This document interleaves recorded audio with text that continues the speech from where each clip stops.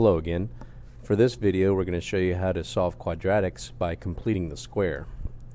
Our intent is to take some kind of standard form quadratic or trinomial where it's equal to 0 in the event that this is not a perfect square, and we're going to rewrite it so that it becomes a perfect square trinomial so that we can factor it back into the form of a plus b squared, or the square of a binomial. Once we have it here, we can solve this thing by using square roots, so taking the square of both sides. Of course, most of the time we don't have just a 0 here, so whatever the value is up here, we typically will move it over.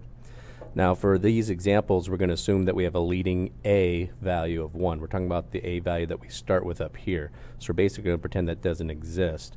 If this is not an a here, that will be in a different video. You have to actually factor that out first before you complete the square. To show you what we're talking about, we're going to take a binomial, I'm going to square it out to show you what a perfect square trinomial looks like so you can figure out how to get it back into the square of the binomial.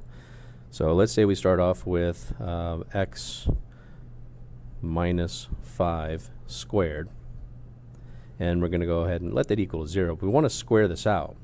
So what we end up doing is x minus 5 times x minus 5, and this does meet our special patterns products where we can actually multiply this out in this pattern, but I'm going to FOIL it out so you can see what's actually happening. So we're going to do x times x here, and that gives us x squared, and we have an x times a negative 5, that gives us a negative 5x, and a negative 5 times another x gives us another negative 5x, and then a negative 5 times a negative 5 is going to give us a positive 25, and this whole thing again is still equal to 0. So we're going to simplify this thing out. So we have an x squared, we have two of them here, so we have minus 10x plus 25 equals 0. And you'll see that this right here meets the pattern of taking the first number, which we would call a, and squaring it. So this is really a squared, like we have here.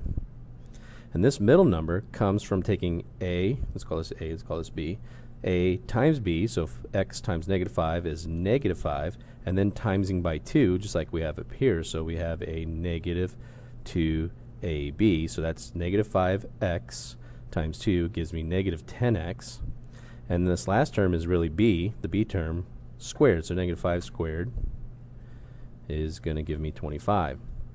So you can see that squaring this binomial fits this pattern of taking the first one squared, the last one squared, and the middle term comes from multiplying the two together in the middle here and then timesing by 2. So a times b times 2.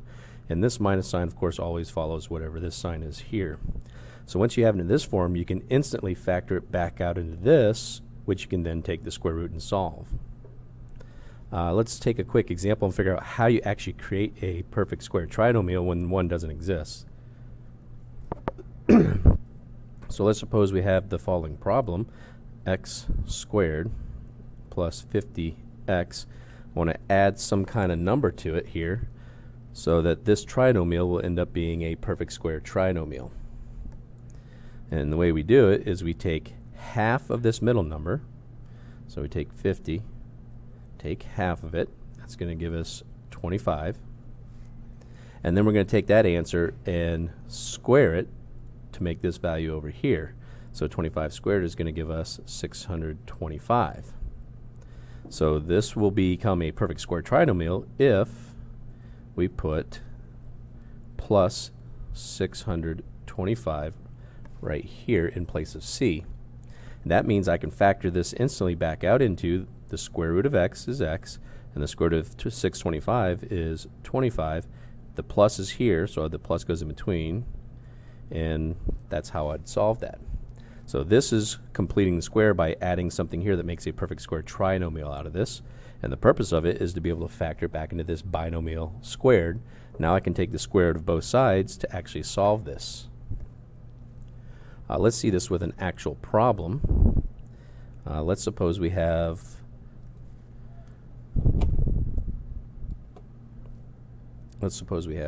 x squared minus 10x minus 15 equals 0. And we want to solve for x, but we want to solve by completing the square. Sometimes these things are not factorable, so factoring straight up isn't going to work. So the first thing we do is take the constant value, move it to this side. So we have x squared minus 10x, leave a little space there, equals 15. Now to find out what I have to add here to complete the square, we take half of the middle number, so 10 times a half will give us 5, and then we square it, and that gives us 25, so we're going to add 25 here. Now keep in mind that the left-hand side of this equation has to equal the right-hand side, so if I add 25 here, I have to come to this side and also add 25 over there. If I don't, my equations won't balance out. Now the convenience here is this side will factor instantly into x, or the square root of this one, and the square root of that one, which is 5, and of course a minus here in the middle, squared, and that whole thing is going to equal 15 plus 25, which is going to give us 40. Now you can solve this by taking the square root of both sides. So now we have x minus 5 is equal to plus or minus the square root of 40.